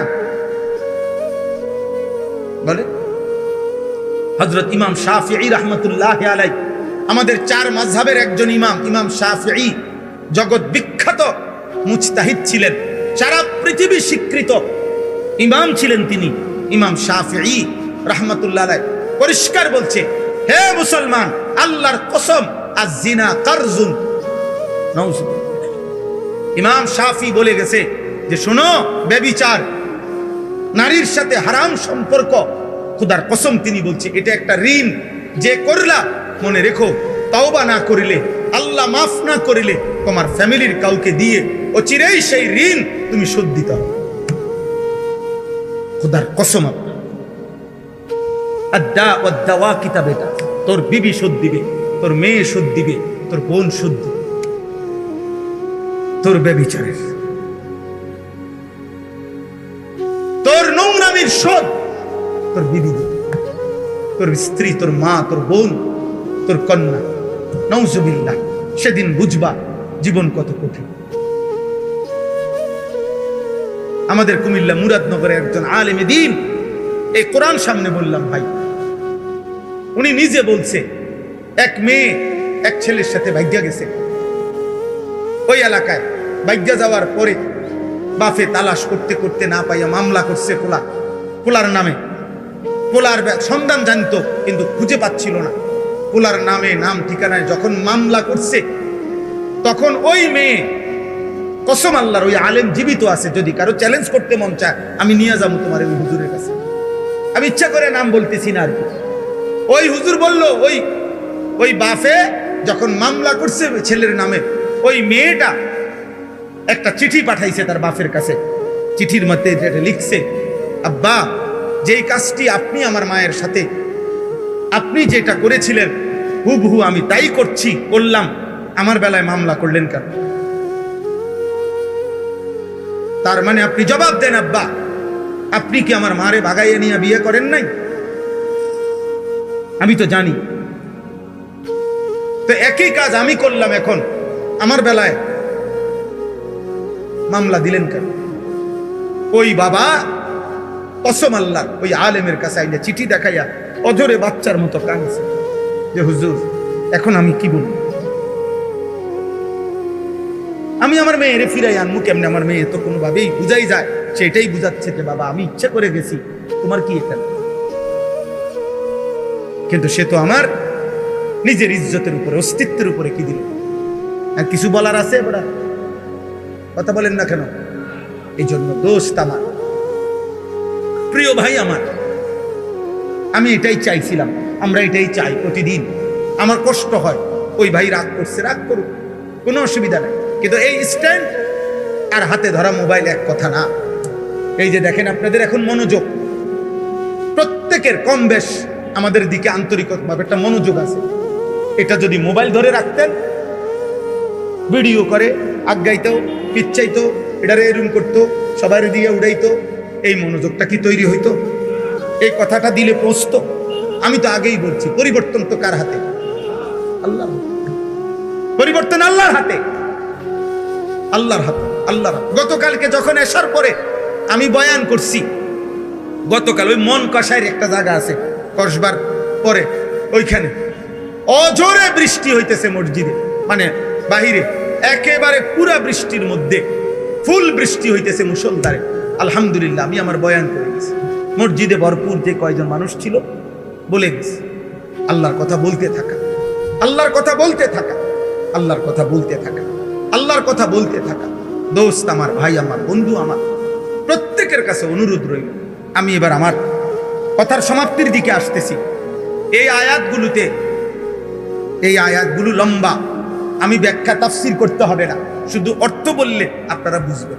একটা কথাই শুধু আল্লাহ এই আয়াতগুলোতে বলছে, এই 7টা আয়াতে আল্লাহ বলছে, বান্দা, কোরআন আমি পাঠাইছি, রসুল আমি পাঠাইছি, আর তাওহীদ ঈমানের কালেমা আমি দিয়েছি, তোমরা কোনোভাবে আমার তাওহীদকে অবজ্ঞা করো না, আমার রসুলকে অবজ্ঞা করো না, আমার কোরআনকে অবজ্ঞা করো না। এর যেই কোনো একটা বিধানকে তুচ্ছ করা, অবজ্ঞা করা, এটা যেন আমি আল্লাহর উপরে তুমি একটা মিথ্যা অপবাদ দিল,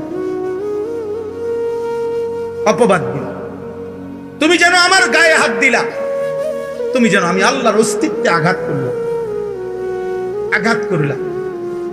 এই জন্য এই 3টি জিনিস, কোরআন, রাসূলুল্লাহ সাল্লাল্লাহু আলাইহি সাল্লাম এবং তাওহীদ। তাওহীদ কি বুঝেন?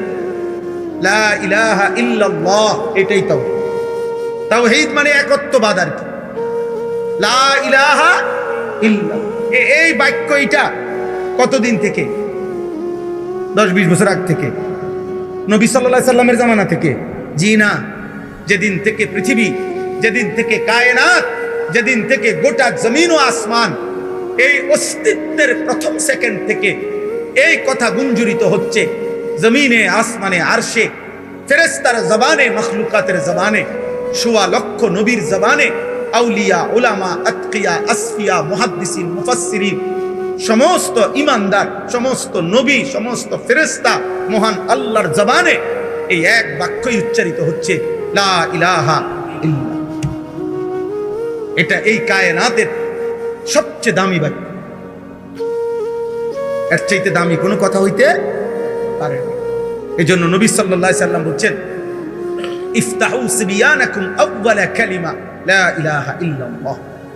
তোমাদের বাচ্চা, তোমাদের সন্তানের প্রথম কালেমা, প্রথম বাক্য এই কথা বলাও, লা ইলাহা ইল্লাল্লাহ।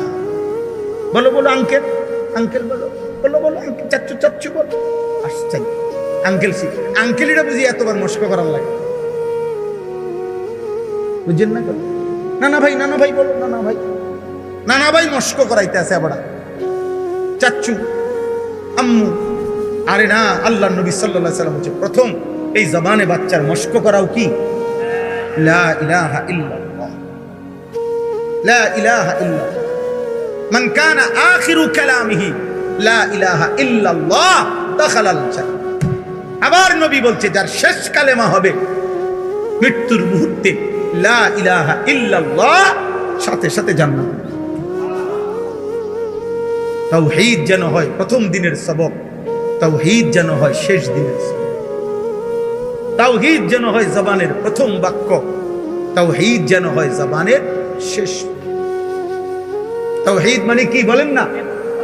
লা ইলাহা ইল্লাল্লাহ। এই কথা এক যাররা অস্বীকার করে, আল্লাহ বলেন আমার গায়ে অপবাদ দাও, আমারে মিথ্যা অপবাদ দাও, আমি তারে ছাড়বো না, আমি তারে ছাড়বো না রে বান্দা।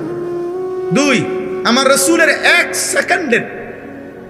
এক সেকেন্ডের কোনো কিছুকে কেউ সামান্যতম অস্বীকার করা, অবজ্ঞা করা, তুচ্ছতাচ্ছিল্য করা আমার নবীর, আমি এটা মাইনা নেব, আমি এটা মাইনা নেব না। কারণ আমার নবী সাল্লাল্লাহু আলাইহি সাল্লামের জবান মুবারকের একটি অক্ষর তার নিজের না, যা আমি বলছি তিনি তাই বলছেন। নবী সাল্লাল্লাহু আলাইহি সাল্লাম নিজের থেকে বলছেন তো, কথা বলে না, মা ইয়ানতিকু আনিল হাওয়া ইন হুয়া ইল্লা ওয়াহয়ুন ইউহা। আল্লাহ বলে কসম, আমার নবী নিজের থেকে বলে না, আমি যা ওহী নাজিল করি তাই বলে। আল্লাহ বলছে ওয়া ইন্নাকা লালা খুলুকিন আযীম। কসম করে বলছি বন্ধু, চরিত্রের আর আখলাকের সমস্ত গুণ সর্বোত্তম বানিয়ে আমি আপনাকে দুনিয়াতে পাঠিয়েছি, আপনার সব সেরা। নবী সাল্লাল্লাহু আলাইহি সাল্লামের বাহ্যিক যত গুণ সব শ্রেষ্ঠ, আর্থিক আভ্যন্তরীণ যত গুণ সব সর্বশ্রেষ্ঠ। চেহারা অঙ্গে সৌন্দর্যে তিনি অতুলনীয়, রূপে যেমন অতুলনীয়, গুণেও তিনি অতুলনীয়। নবী সাল্লাল্লাহু আলাইহি সাল্লামের বাহ্যিক বেশভূষা এটাও সবচেয়ে সুন্দর, নবীজির আর্থিক গুণাগুণ সব শ্রেষ্ঠ। এজন্য নবী সাল্লাল্লাহু আলাইহি সাল্লামের নাকের চাইতে সুন্দর নাক আল্লাহ সৃষ্টিতে নাই, নবীজির চোখের চাইতে সুন্দর চোখ মুবারক কায়নাতে আর নাই, নবীজির আঙ্গুল মুবারকের চাইতে সুন্দর আঙ্গুল এই সৃষ্টিতে আর নাই, নবীজির খাম মুবারকের চাইতে সুঘ্রাণ এই সৃষ্টিতে আর কারো নাই, নবী সাল্লাল্লাহু আলাইহি সাল্লামের হাসির চাইতে সুন্দর হাসি সৃষ্টিতে আর কারো নাই, নবীজির কান্নার সাথে সুন্দর কান্না সেই সৃষ্টিতে আর কারো নাই, নবীজির হাঁটার স্টাইলের সাথে সুন্দর স্টাইল আর কায়নাতে কারো নাই, নবী সাল্লাল্লাহু আলাইহি সাল্লামের পোশাকের মতো সুন্দর পোশাক খোদার কসম কায়নাতে আর কারো নাই, নবীজির ধৈর্যের সমান কারো ধৈর্য নাই, নবীজির সহ্য ক্ষমতার সমান কারো নাই, নবীজির বীরত্বের সমান কারো নাই, নবীজির সেজদার মতো কারো সেজদা নাই, নবীজির রুকুর মতো কারো রুকু নাই, নবীজির তেলাওয়াতের মতো কারো তেলাওয়াত নাই। ও খালিকিয়ত মে বেমিসাল, ये हुस्न कमाल में बेमिसाल। উনি আল্লাহ, উনি যেমন তুলনাহীন, ইনি মুহাম্মদ, ইনিও তুলনাহীন। ইনিও কি তুলনাহীন। কাকে ছেড়ে দিলাম? মুসলমানের সন্তান, কার চুলের ডিজাইন ছেড়ে দিলা? কার চুলের ডিজাইন গ্রহণ, কার জামা ছেড়ে দিলা? কার জামা পরলা? কার গেঞ্জি ছেড়ে দিলা? কার গেঞ্জি পরলা? কার চেহারা বানাইলা? আরেকবার ভাই, এই পৃথিবীতে এই কয়দিন আগেও আমেরিকার একজন মুসলিম, আমেরিকার উচ্চ শিক্ষিত ব্যক্তি, গোটা আমেরিকান, সারা ইউরোপের যারা জ্ঞানী গুণী খ্রিস্টান, ওরা পর্যন্ত এই কিতাবকে, এই বইটিকে, নবীজির জীবনীটাকে একটি নির্ভরযোগ্য চমৎকার কিতাব হিসাবে স্বীকৃতি দান করছে। এই পৃথিবীতে যতবারই আমাদের নবী সাল্লাল্লাহু আলাইহি সাল্লামকে পেশ করা হয়েছে, যার সামনে পৃথিবীর সর্বোচ্চ জ্ঞানী গুণী, তিনি অকপটে স্বীকৃতি দিতে বাধ্য হয়েছে, ইনিই সেরা, ইনিই শ্রেষ্ঠ। মুহাম্মদ সাল্লাল্লাহু আলাইহি সাল্লাম ওয়ান্ডারফুল ম্যান।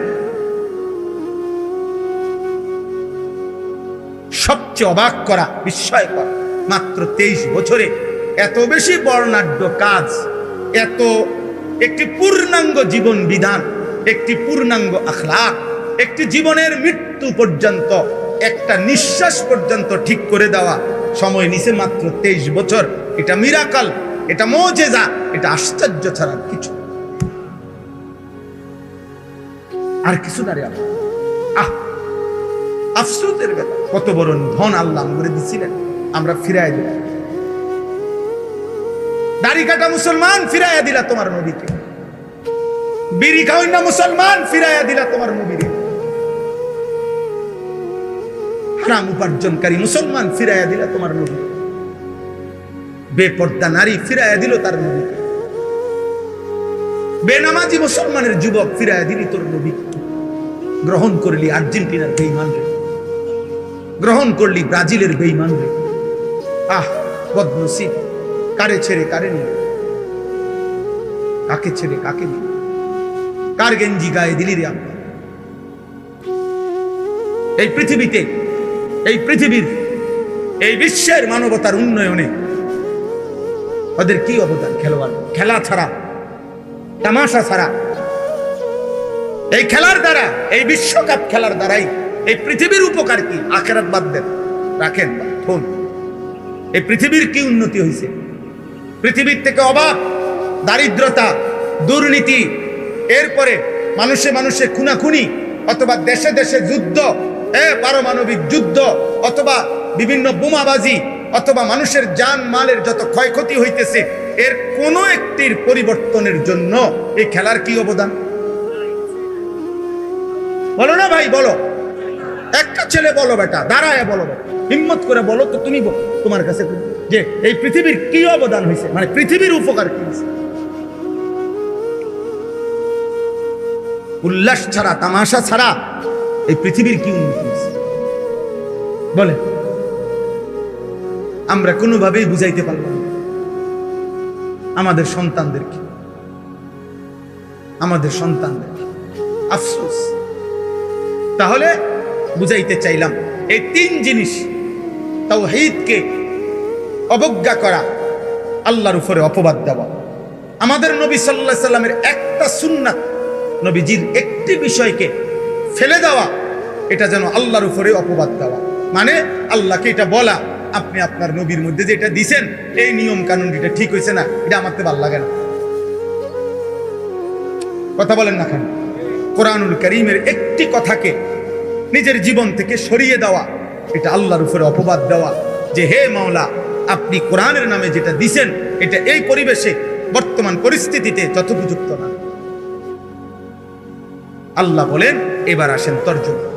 আল্লাহ বলে, যার দ্বারা এই 3টি যার জীবন থেকে ছুটে যায়, তাওহীদ, রিসালাত, কোরআন, আল্লাহর বিশ্বাস, নবী সাল্লাল্লাহু আলাইহি সাল্লামের ভালোবাসা, আর এই কোরআন, কোরআনের অনুসরণ, আল্লাহ বলেন সে সবচেয়ে বড় জালেম, সে আমি আল্লাহর উপরেই প্রতিদিন অপবাদ করছি।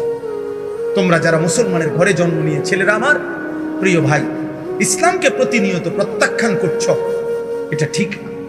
আল্লাহকে এভাবে প্রতিদিন ফিরায় দেওয়া, প্রতি ওয়াক্ত নামাজে কোরআনে আছে, প্রতি ওয়াক্ত নামাজের আজানে খোদার কসম আল্লাহ বলছে, বান্দা মূলত মুয়াজ্জিন ডাকে না, মূলত আমি ডাকি।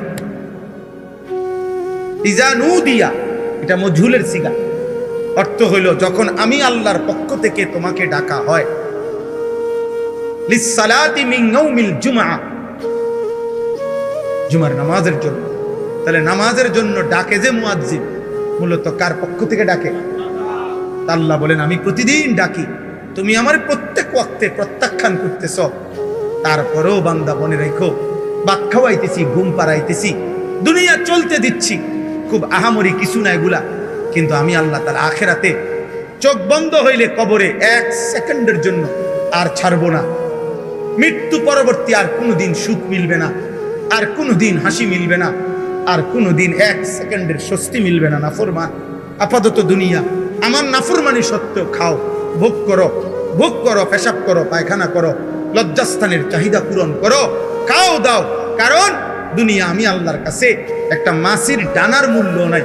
দুনিয়া আমি আল্লাহর কাছে অভিশপ্ত, দুনিয়া আমি আল্লাহর কাছে তামাশা, দুনিয়া আমি আল্লাহর কাছে খেলাধুলা, দুনিয়া আমি আল্লাহর কাছে ফালতু খেলনা, কিচ্ছু না, কিচ্ছু না। এই জন্য আমি কুত্তারেও খাওয়াই, শুকররেও খাওয়াই, বেঈমানরেও খাওয়াই, মুশরিকরেও খাওয়াই। নাস্তিক মুরতাদ যে বলে আমি আল্লাহ বলতে কিছু নাই, ওই বেঈমানরেও আমি দুনিয়া খাওয়াই। কারণ এটা যে কিচ্ছু না, নাই তো আল্লাহ তাআলারে না অস্বীকারী কি আল্লাহ কেন খাওয়ায়? এই জন্য দুনিয়া ভোগ করা কিছুই না, এটা তেমন কিচ্ছু। কারো দিলে যদি লাগে, কারো বিবেকে যদি অনুভূতি হয়, আল্লাহর দিকে ফেরো, আল্লাহর দিকে ফেরো বাবা, আল্লাহর দিকে ফেরো, আল্লাহর দিকে ফেরো, ইবাদতের দিকে ফেরো। জীবন কাজে লাগাও ভাই। জিন্দেগি একবারই আসবে, একবারই আসবে, আর ফিরবে না, আর ফিরবে। সুদে, ঘুষে, কিস্তিতে, হারামে, হালালে, জায়েজ না জায়েজ সব মিলাইয়া যে সমস্ত বাবারা উপার্জন করছেন, আহা আফসুস ছাড়া আর কিছুই জুটবে না। নাফরমান সন্তান সুদের টাকা খাইয়া যে ফুটবল হইছে, তে আপনার কথা মনে রাখতো না। কিস্তির টাকা দিয়া যে ঘর পালছেন, ওরা আমনে চিনত, আপনি মইরা 20 বছর পরে, 10 বছর পরে আইয়া চাইয়েন আমনের বানানো একটা ফার্নিচারও নাই, আর ওই তার ঘরের নাতি আমনে চিনত। খুব আমনে কেনা, খুব আমি এই বাড়ির মুরব্বী, তো কি মুরব্বী কিতাব চিনবে না। নাফরমানকে কেউ মনে রাখে না, কেউ মনে রাখে না। বাপ হিসাবও ব্যর্থ, হারামখোর বাপও ব্যর্থ, সুদখোর বাপও ব্যর্থ, ঘুষখোর বাপ ব্যর্থ, কিস্তিখোর বাপ ব্যর্থ। সে আসলে স্ত্রী সন্তানের কোনো উপকার করে না, দুনিয়ারও না আখিরাত। হারামখোর তার পরিবারের দুনিয়াবি উপকারও করে না। কারণ কোরআনের স্পষ্ট চ্যালেঞ্জ আল্লাহ, হারামখোরের ফ্যামিলি আমি আল্লাহ তাআলা বরকত শূন্য করবই করব। তো লাভ কি থাকে? আল্লাহ বলছেন এটা আমার ওয়াদা, হারাম উপার্জনকারী আমি বরকত দেব। লাভ হইতো না, এই অভাবার যাইতো না, অভাবার যায়। লাখ টাকা ইনকাম, কিস্তি চলে 60টা, কিস্তি শেষ হয় না। কিস্তি কি আমরা জানি তো, আমরা কি চাঁদের দেশে থাকি মিয়া? আমরা তো দুনিয়াতেই থাকি। আল্লাহ আমাদেরকে হেফাজত করে। চলো ভাই, চলেন বাবা, নিয়ত করি আল্লাহকে নারাজ করব। বলেন ইনশাআল্লাহ। নবী সাল্লাল্লাহু আলাইহি সাল্লামকে ভুলবো না, বলেন ইনশাআল্লাহ। কোরআনকে ছাড়বো না, বলেন ইনশাআল্লাহ। আল্লাহ তৌফিক দান করেন। এই শুনেন তরজমা, শেষ কথা।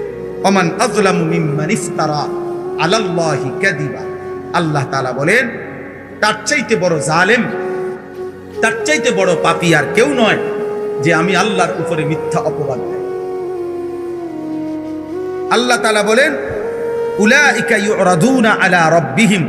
কিয়ামতের দিন ওই নাফরমানকে, ওই পাপীকে, যে আমার কোরআনকে প্রত্যাখ্যান করছে, যে আমার রাসূলকে প্রত্যাখ্যান করছে, যে আমার তাওহীদকে প্রত্যাখ্যান করছে, ওই জালেম আমি আল্লাহ তাআলার সামনে একজন একজন করে আমার সামনে উপস্থিত করা হবে।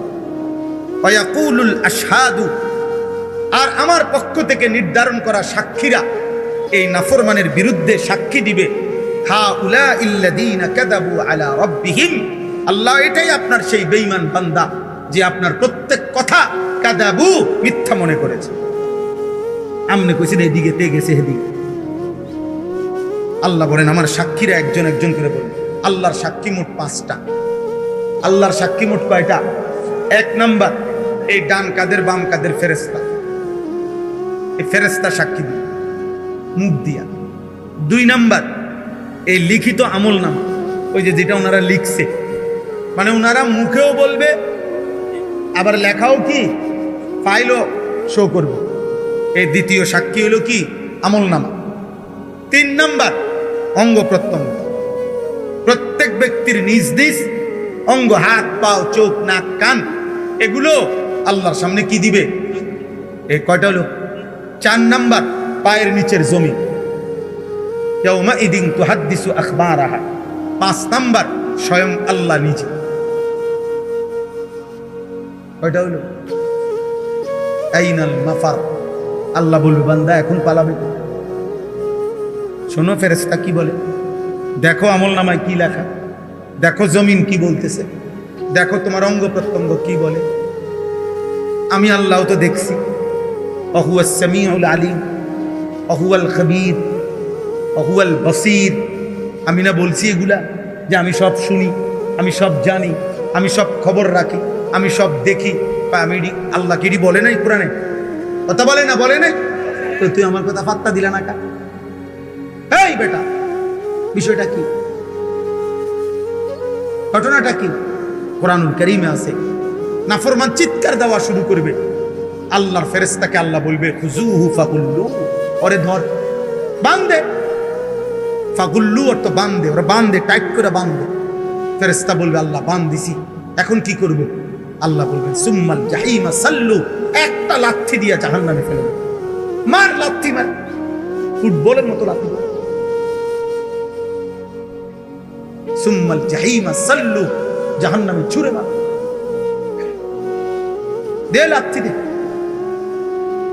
কি মনে করছেন আল্লাহকে? বাদ দুগা খাওয়াই দেখে ওরা মনে করছে না আমারে ফিরতো না, আমারে 3 বেলা ভাত খাওয়াই যেই আল্লাহ, আমারে ফিরবো কি না? আপনারে ফিরতো না, আপনারে ললিপপ খাওয়াই,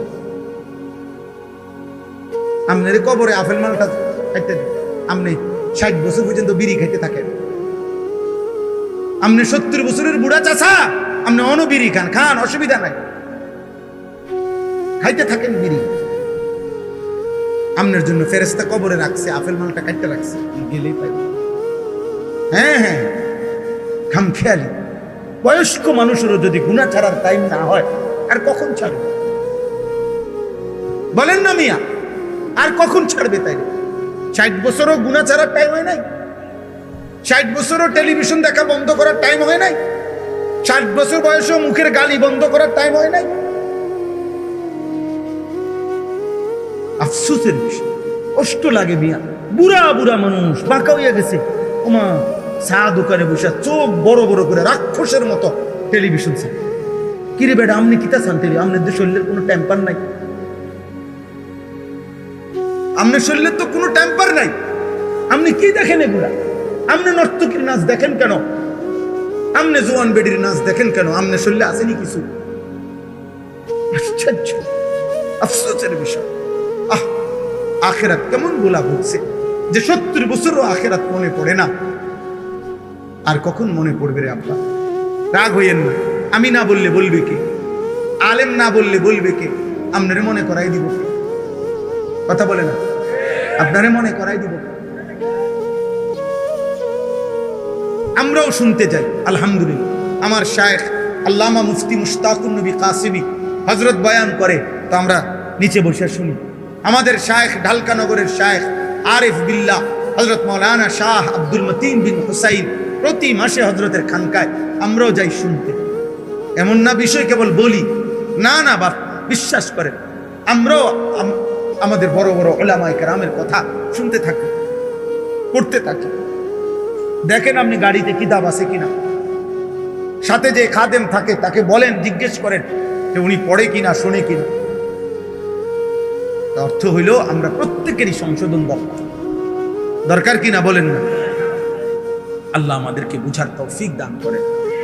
তো আলা লানাতুল্লাহি আলা যালিমিন, আল্লাহ সমস্ত শুইনা, এই যে সাক্ষীর সব গুনার বর্ণনা শুইনা আল্লাহ বলে, জালেম তোর উপরে আল্লাহর লানত, লানাতুল্লাহ।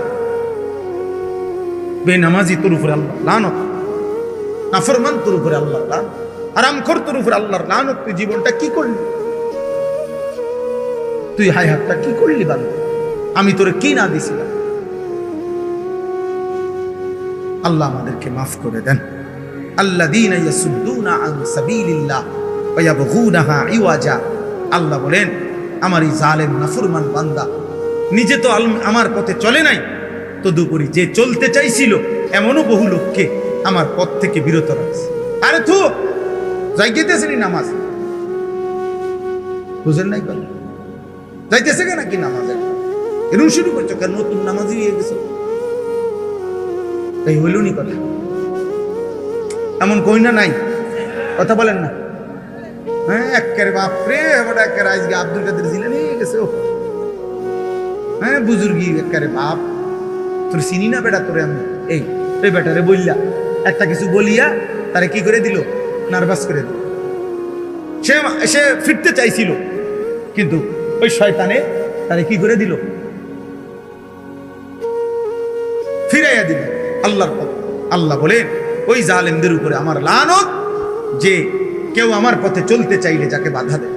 ওয়ায়াবগুনাহা ইওয়াজা, 3 নম্বরে আল্লাহ বলেন ওই জালেমের উপরে আল্লাহর লানত, যে সর্বদা আল্লাহর দ্বীন শরীয়তের মধ্যে ভুল ভ্রান্তি ত্রুটি বক্রতা তালাশ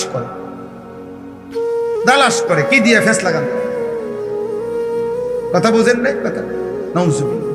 অহুম বিল আখিরাতি হুম কাফিরুন। আল্লাহ বলে আখিরাতকে অস্বীকারী, আখিরাতকে বিশ্বাস করে না এবং জালেমের উপরে আল্লাহ লানত। এবার আল্লাহ বলেন উলাইকা লাম ইয়াকুনু মুজিজিনা ফিল আরদ। তবে শুনে নাও, জালেম নাফরমান পাপী যত যাই করো না কেন, আমি আল্লাহকে তুমি দুনিয়াতেও অক্ষম করতে পারবা না। আমার দুনিয়া আমারই, আমার কাছেই তোমার হায়াত, আমার কাছেই তোমার মৃত্যু। তুমি সর্বোচ্চ ক্ষমতার মস্তদে উঠলেও আমার হাত থেকে ছুটতে পারতা না। আর আমি আল্লাহ থেকে আমারে অক্ষম করিয়া যে আমি আর মরবো না, এরকম সিদ্ধান্ত তুমি দিতে পারবা না। কাজে ঘুরে ফিরে তুমি আমারই হাতে। কার হাতে? পৃথিবীর সবচেয়ে বড় পাপী কার হাতে? উলাইকা লাম ইয়াকুনু মুজিজিনা ফিল আরদ ওয়া মা কানা লাহুম মিন দুনিল্লাহি মিন আউলিয়া। আখিরাতে গেলে দেখবে আমি ছাড়া কোনো বন্ধু নাই। আমি ছাড়া কি কোনো বন্ধু নেই। পাপীরা মনে রাখতে হবে আমি আপনি সুপারিশ করবে ওই ফুতে, নাতি, নবী, আউলিয়া সব ঠিক আছে, কিন্তু খোদার কসম সুপারিশ করার জন্য আল্লাহ তাআলা অনুমতি দিবে যাকে, সে সুপারিশ করবে। আর আল্লাহ সুপারিশ করার পর আল্লাহ যাকে অনুমোদন দিবে সেই কেবল জান্নাতি হবে। সুপারিশ মানেই কি না জান্নাত না, অনুমোদন দেওয়া হইল জান্নাত। অনুমোদন দিবে আল্লাহ। আল্লাহ বলবে হ্যাঁ তুমি সুপারিশ করো। আল্লাহর বান্দা বলার পরে সে আল্লাহ যদি বলে ওরে বাদ দিয়া আরেকজনকে বলো এরে দেব না আমি জান্নাত, তো খোদার কসম পাহাড় উল্টে যাবে, মাগার জান্নাতের ফয়সালা আর কেউ দিতে পারবে। আবু তালেব ইমান আনুক নবী চায় নাই, কথা বলেন না কেন? আবু তালেব ইমান আনুক নবী চাইছিলেন? আবু জেহেল ইমান আনুক নবী চাইছিলেন? আবু লাহাব ইমান আনুক নবী চাইছিলেন? তো আল্লাহ বলছে বন্ধু তার ব্যাপারে আপনার দাওয়াত আমি গ্রহণ করলাম না। আবু বকরেরটা গ্রহণ করলাম, ওমরেরটা গ্রহণ করলাম, উসমানেরটা গ্রহণ করলাম। তো আল্লাহ এও কুরাইশ বংশের এরটা গ্রহণ করলেন কেন, এরটা গ্রহণ করলেন না কেন? আল্লাহ বলেন ফয়সালা আমার, দাওয়াত আপনার। দাওয়াত দিবেন আপনি, সিদ্ধান্ত দেবে আল্লাহ। ঠিক সুপারিশ করবেন আপনি, সিদ্ধান্ত দিবে কে? কি বুঝা আছেন? নবী সুপারিশ করবে 100 বার, হাফেজ আলেম সুপারিশ করবে 100 বার, পীর আউলিয়া আল্লাহর নেক বান্দা সুপারিশ করবে, ঠিক আছে সব, কিন্তু আপনাকে যে ছাড়বে তার নিশ্চয়তা কি? আল্লাহ আমাদেরকে হেফাজত করে, আল্লাহ আমাদেরকে ইউদাআফু লাহুমুল আযাব। আল্লাহ তাআলা বলেন নেক কাজের পথে যারা বাধাগ্রস্ত করেছে তাদের জন্য দ্বিগুণ শাস্তি। মা কানু ইস্তাতিউনা আস-সামআ ওয়া মা কানু ইউবসিরুন। আমি আল্লাহর কথা না কান দিয়া শুনছে না চোখ দিয়া দেখছে, কিছুই করে না। উলাইকাল্লাযীনা খাসিরু আনফুসাহুম ওয়া যাল্লা আনহুম মা কানু ইফতারুন। আল্লাহ বলেন আজ আখিরাতে তারা নিজেরাও ক্ষতিগ্রস্ত হলো, আর আমি আল্লাহকে বাদ দিয়ে যার দিকে ফিরছিল সেও তাদেরকেও হারিয়ে ফেললো। আর আজ আর দেবতাও মিলবে না, আজ আর মূর্তিও পাবে না, আজ আর বন্ধু নামের যারা অসৎ পথে চালাইছে তাদেরকেও পাবে। লা জারামা আন্নাহুম ফিল আখিরাতি হুমুল আখসারুন। নিঃসন্দেহে তারা আখিরাতে ক্ষতিগ্রস্ত। কি বলেন না? ক্ষতিগ্রস্ত। আল্লাহ আমাদেরকে হেফাজত